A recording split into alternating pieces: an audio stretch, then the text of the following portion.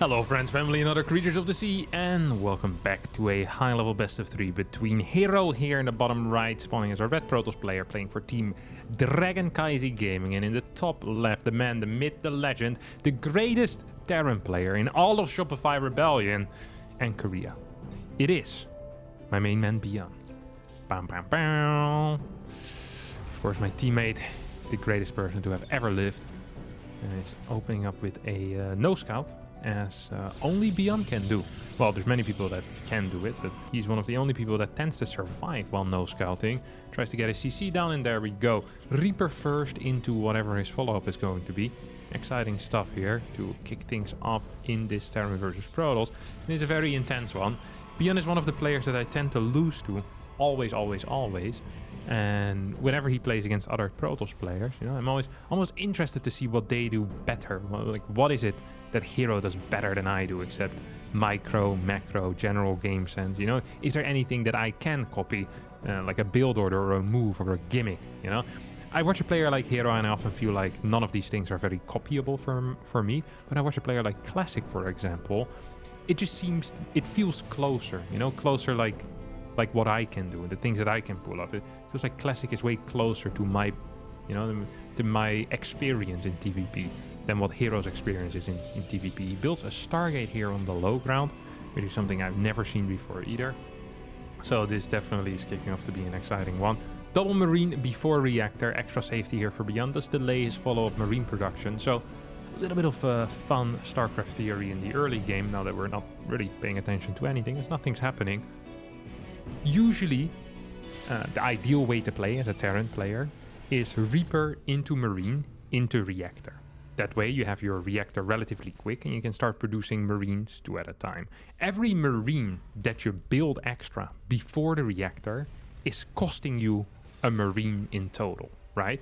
Because a Reactor allows you to produce 2 Marines at the same time. So the production time you're using pre-Reactor is actually kind of a waste in a way. However, you do it so that you feel more safe, or that you are more safe. If an Adept moves across the map, you only have a single Marine and a Reaper, it can be hard to mine from your natural. However, if you have 2 Marines and a Reaper, it is very easy to mine from your natural. So it gives you a boost early on in the defensive abilities, but later on it tends to actually make things a little bit harder because you have slightly less Marines.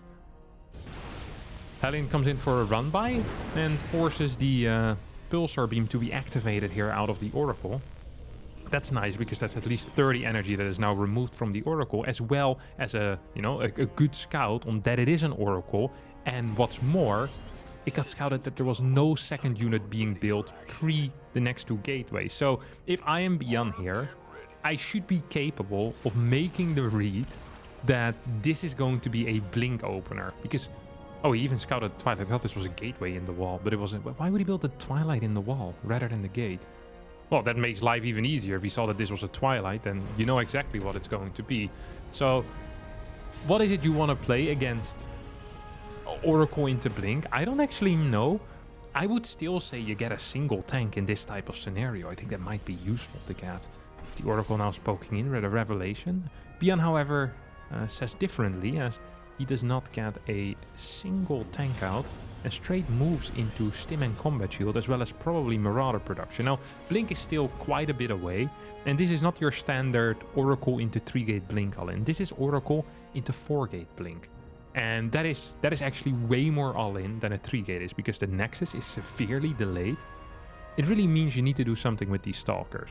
Is that going to be possible? Yes, there's going to be quite a decent timing window in which Blink will be done and Stim will not be done. There's not going to be any Medivacs, there's not going to be any tanks. So it's definitely possible. At the same time, Raven is also making its way across the map and should be capable of throwing down 2 auto turrets. Now, 2 auto turrets are fantastic because it forces 2 mineral lines to pull away, and that's going to cost herO a decent chunk of cash. Once again, here we go. First person of herO, let's have a look. How quick is he with the pull-off? He's going to lose at least 2 workers here.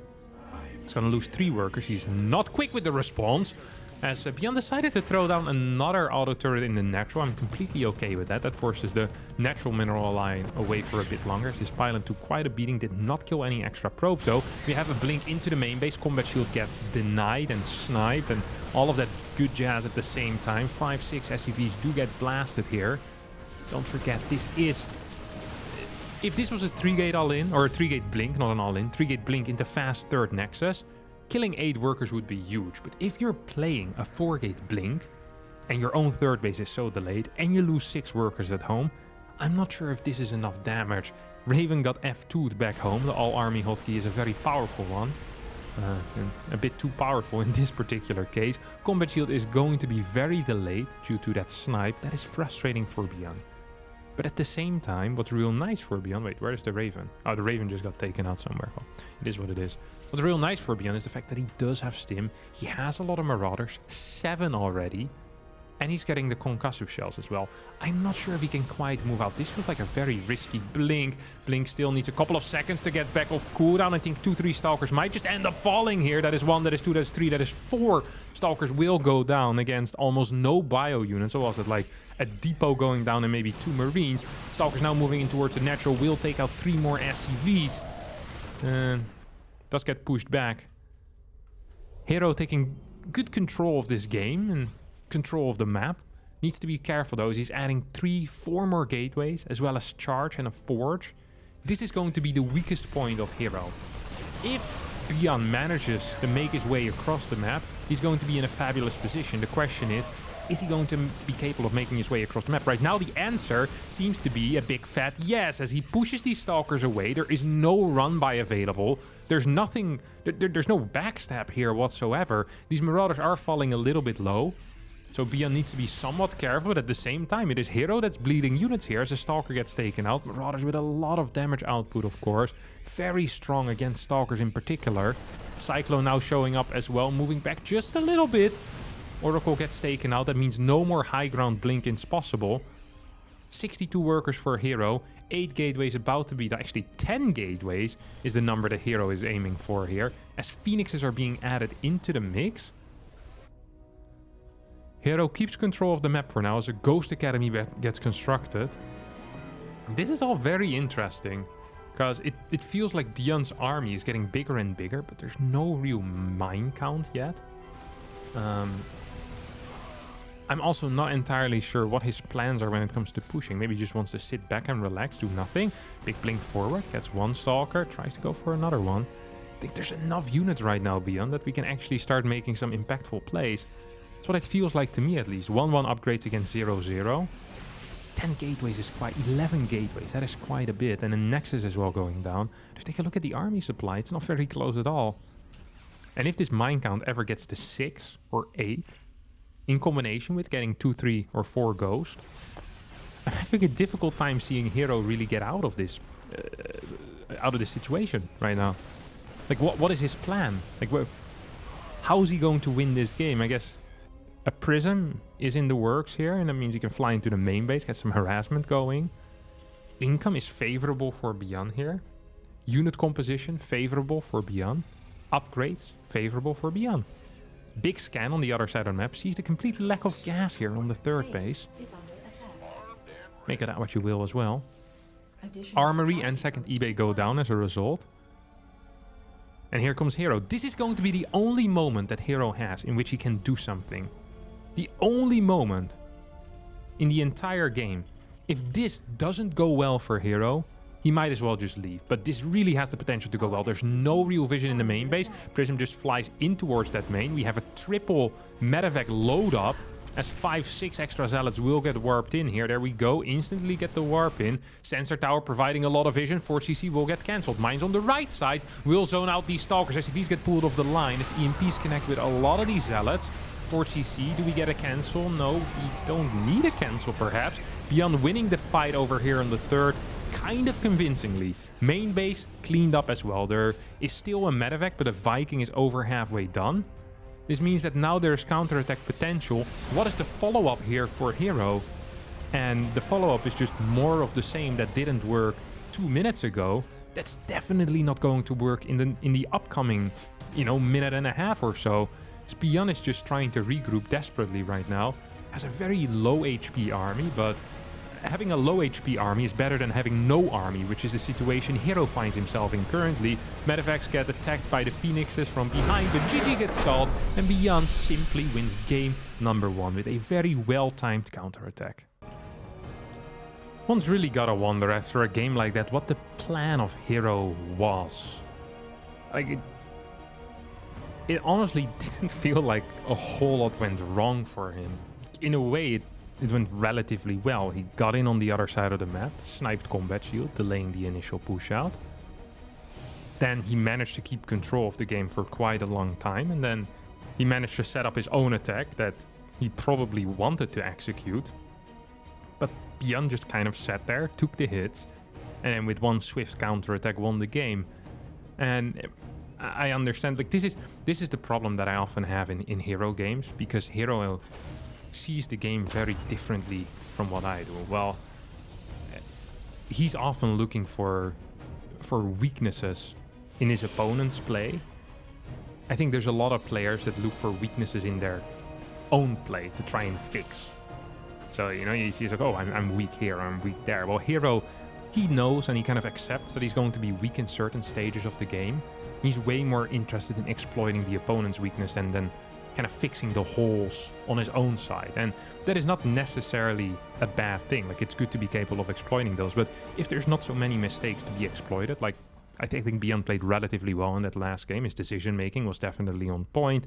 Patiently scanning, checking gas count on the opponent's bases. I think at some point you kind of have to say, like, hey, like, this is as far as this strategy can reach. Like, if my early game doesn't get better, if I don't get any type of momentum going in the mid game, like, there needs to be a way to transition out of that if it is there with a build like that, herO didn't utilize. But I doubt whether it truly is there. If you rush into 11 gates, pre-fourth base, low gas count the entire time, it just feels like you're setting yourself up for either a massive victory the moment the third base gets taken for the Terran, or you're kind of gonna get washed and then pushed by Ghost 1-1, couple of mines in there, and life's just going to be very difficult generally. byuN opening up this time around with a fast medevac that's popping out of this starport. Double mines will enter. It's going to be a Raven. I think it might still be a Raven follow-up as well. Yeah, beautiful stuff. I do like that. Do like that indeed.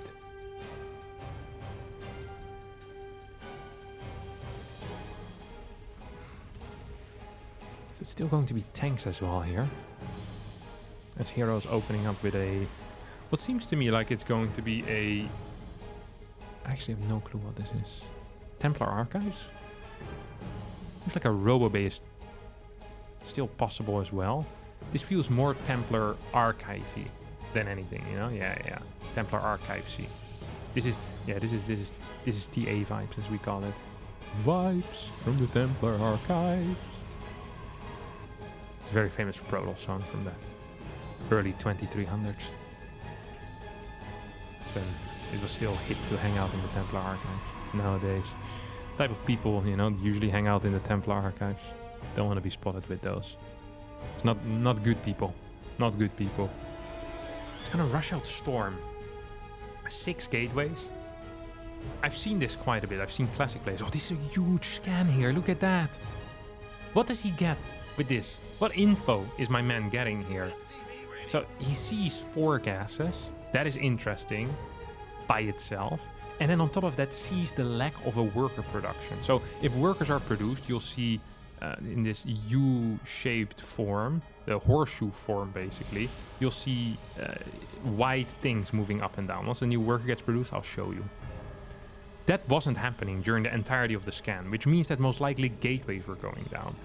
If byuN makes the correct read, which he should be capable of making here, I think the correct play is to not move out. You want to counterattack with a small force, a Raven, a single 8 Marine drop, ideally towards the third base, while at the same time defending against the incoming, pretty obvious Charge Lot Archon or Charge Lot Storm timing. So I think moving out here towards the middle of the map is probably exactly what the Protoss player wants. And the bigger your Marine force, the better it is for the Protoss as well, because Storm is just a hard counter to the Marine. Oh, look at this. Oh, he's sneaking around right now. Look at this. This little rat.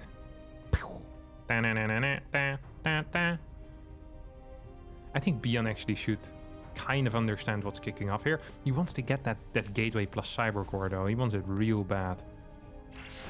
Mine drop coming in, takes out 2 workers, that's big. Auto turret goes up in towards the main base. 2 more available as well. Will instead reroute it towards the natural. Storms raining down on his army. I didn't quite see what happened. Neither did byuN, as he lost every single marine here. This is a painful little start for byuN as he tries to go towards the third. There's really nothing there. Look how all-in herO is. He has less workers than his opponent.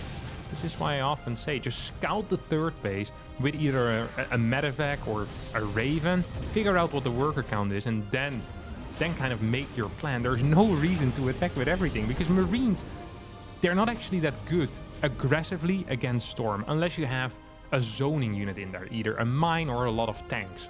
But I wouldn't recommend moving out with tanks either, honestly. Okay, here we go once more. Templar in a prism. That means SCV is practically useless. Here we go. 1 storm, 2 storms. Archon gets morphed. 16 workers go down. Quadruple mine drop going in here in towards the natural. But even if that mine drop gets 25 kills, I don't think it's really going to matter. And I'm surprised by how byuN played this out. A little bit disappointed even to a certain extent. These mines definitely did get some kills here. But it's simply not enough. GG gets called.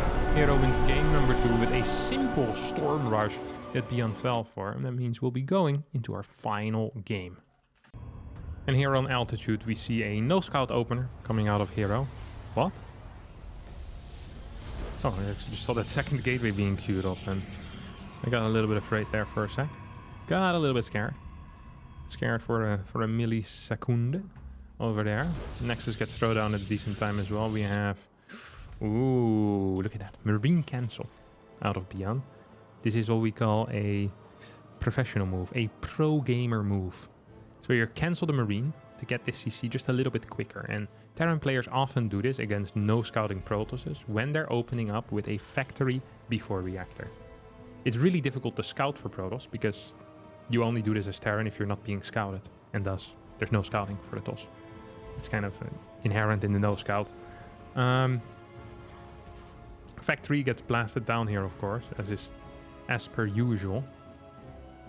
As is the standard. What's he gonna do? Bad boys, what you gonna do? What you gonna do when your factory finishes?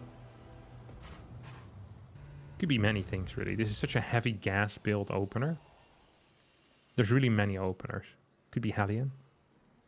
It is Hellion. Single Hellion. Could be triple Hellion. It's a build that has made a bit of a comeback with the higher level Terrans. Triple Hellion drop. Oh, he cancels the Hellion. Goes for a mine instead. Ooh. That is kind of attractive. It's a risky play, but paying off here. I'll explain all of that later after we see these Marine Adept interactions. I don't think you want to fight this, Chief. I have a feeling you really don't want to fight this.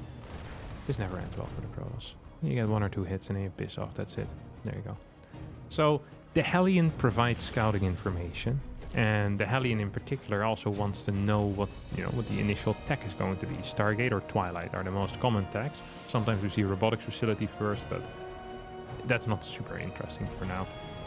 Against Stargate openers, you don't want to move across the map with a medevac and 2 mines. It is very, very bad to do that. However, against Twilight openers, this is probably one of the greatest openers you could have in your entire life. Because 2 mines into Tech Lab is still real quick tanks or really quick Raven as a follow-up, depending on what you want. It's going to be a really quick Raven. While also having fast harassment with these mines. So you're not wasting anything in a Hellion, you're just hoping that it's not going to be Phoenix, basically. Because if this was Phoenix, I mean, you lose your medevac, you lose your 2 mines, nothing you can do about it. Nothing you can do about it. Raven now in production at a high pace. Raven also would be terrible against the Phoenix follow-up. Really, if herO had opened up with Phoenix in this game, I'm not saying that byuN would have lost the game instantly, but he definitely would have been in quite a painful position. He flies straight over this pylon, which is very sloppy movement. Blink has completed, 4 minutes and 18 seconds in. That is very quick. As byuN is now moving towards the left side with this medevac. This is a 3-gate all-in. Well, 3-gate all-in. It's a 3-gate pressure going to be most likely. And I actually think that byuN's build order is perfect against this. Like this. I'm not saying that byuN is lucky. I'm saying that byuN, has a very fortunate build order, which he had very little influence on, you know, these particular openers that herO played. He's going for 2 tanks, which I think is the correct call after seeing a late third base, or perhaps even seeing no third base. Wait, where's that medevac kit? It's in the far corner.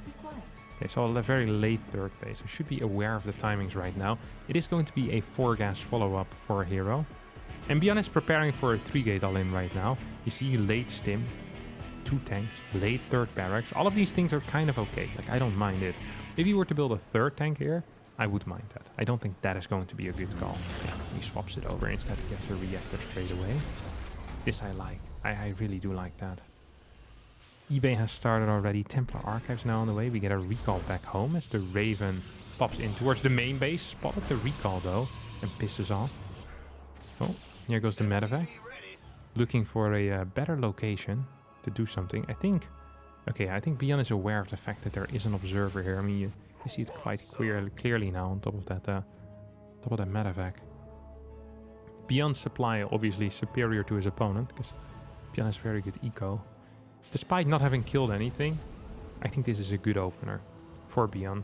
He still has 2 tools that he can use for harassment. I mean, he has the Raven alive, he has the medevac alive, and both of these units, they require a response out of herO, a unit response basically. 2 Templars are at home. At the same time, we're gonna get a salad warp in towards the main. So a different type of setup here for herO, and in my mind, a much weaker setup is what we're seeing here. Much weaker setup. It is a weird opener though, and I think byuN might be a little bit confused. Look how late this storm is going to be. It's going to finish at maybe 7 minutes into the game. There are a couple of Marauders and Marines out in the main. Stim will finish as well. Oh, byuN. Need to deal with this threat in the main base first. Indeed, Marauders, Marines are going to drop back down. That means that this army has no medevacs currently. But this army has nothing. No power, no joie de vivre, no... really just very little of anything in my mind. I don't think you quite want to storm that, but losing a Templar also ain't quite it. 5 Marines for 1 Templar, not the greatest trade in the world, also not the worst. Tanks do manage to siege up. What are byuN's plans over here? She's gonna piss off back home as a probe gets sacrificed to clear a mine. Good instincts here out of herO. Main base once again under attack by 4 Zealots. herO being very aggressive with this Prism. Don't forget, there's no upgrades behind this. Now, this is really the problem often with these Templar styles, is that you need to trick the Terran into attacking into you, otherwise you're forced to attack into your opponent. herO right now has a lot of cash in the bank, but only 8 gateways. He has a couple of Templar, and he feels forced to attack into this position, and I kind of understand that. Anti-armor missile here gets utilized, the Dorito dust covering all of those Stalkers, which are falling lower and lower. Tanks did get sniped. The Prism also got an interference matrix on its face. I think byuN is in a phenomenal position here, honestly. This is a tiny little army. The upgrade's much better here for byuN, who already has started his +1 armor as well. Get a scan. Can he get that observer? I don't think he quite can. Would have been nice though. There's a lot of Stalkers in this army, which generally don't carry a lot of weight in these engagements. That is 1 storm that connects with some Marauders, some Marines. There's enough medevacs really to heal this all up. Yeah, how are you gonna maneuver out of this herO? You tell me. Robobait possibility. 6 gases possibility. I think you have to go into 6 gas right now. Like maybe 1 more attempt. Is that what he's going for? There we go. Good first storm. Connects with quite a few of these dudes. Goes. Can it hit? Can it hit? Misses the EMP on that Templar. So 1 more storm is available right now. With a 2nd storm getting pretty close. Stalker's trying to snipe that ghost before it gets a connection. A forward scan. Oh, feedback or EMP. What hits first? Well, it's most likely going to be the feedback as EMP does connect now. There we go. Nice moves. Good maneuvering out of herO as well. Has only a single storm left, and this army is falling very low, kind of overstimming the entire time. Storm barely hits the army. The problem here is most likely going to be the upgrades. 1-1 versus 0-0. This is a damaged army. This also is a damaged army. It's an overstimmed army. But it is an army with better upgrades. 3 Vikings will land to help out. herO can't run away right now because concussive shells will just chase him forever and he'll lose all of his important units. The damage output a little bit too high here out of byuN. As these Immortals get taken out, there are no more Templar in this army to help zone. This is the problem. You always need a zoning Templar, or you can just get chased all the way back home. You don't actually have enough damage. As, oh no, Stalker's walking into mines as well. I thought he was gonna blink out, but herO forgot about the blink ability there, or just wasn't paying attention. 14 SCVs have gone down, but it's still 64 to 63. Fort base is on the way for herO, but how is he going to defend that? There's currently 3 Stalkers on the map, 2 Templar, 7 Zealots, and an Immortal. And a lot of those Zealots are over here, which, once again, byuN is prepared for. He has that Viking land. He had a bunch of Marauders, bunch of Marines there as well. At the same time, he's pushing forward. This is still a fairly damaged army. I think there's 1 Storm available here with 86 energy. EMP barely misses. Good pick up micro and drop micro out of herO. Now he loses the Prism, however. And I do believe that with this fort base falling, the chances of herO winning this game have also gone pretty much down the drain.